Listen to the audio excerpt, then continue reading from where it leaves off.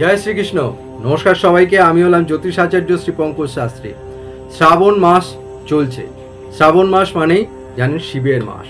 তো কি করবেন, আজকে আমি আপনাদের নিয়ে এসেছি যাদের জন্ম তারিখ, হ্যাঁ, যে কোনো ইংরেজি মাসের জন্ম তারিখ হচ্ছে 7 তারিখ, 16 তারিখ, 25 তারিখ, তারা কি করবেন।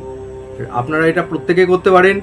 যারা রাশি জানেন, যে কোনো রাশি হোক না কেন, সেই মানুষেরা আপনারা করতে পারেন।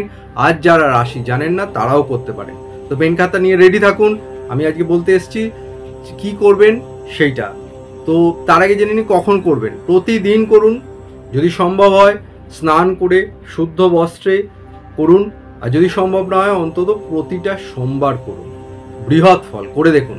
তো হ্যাঁ, কি করবেন আবার বলছি, যারা ইংরেজি যে কোনো মাসের জন্ম হয়েছে 7 তারিখ, 16 তারিখ এবং 25 তারিখ, তারা কি করবেন, কালো তিল নেবেন, অল্প কালো তিল নেবেন এবং তার সাথে কালো মুগ ডাল নেবেন, নিয়ে একসাথে করে সেগুলো আপনি আপনার মনস্কামনা জানিয়ে শিবজির উদ্দেশ্যে অর্পণ করুন।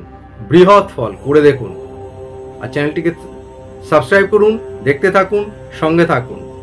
আমি হলাম জ্যোতিষ আচার্য শ্রী পঙ্কজ শাস্ত্রী। একসাথে আসুন, আমি আপনি সবাই মিলে বলি হর হর মহাদেব।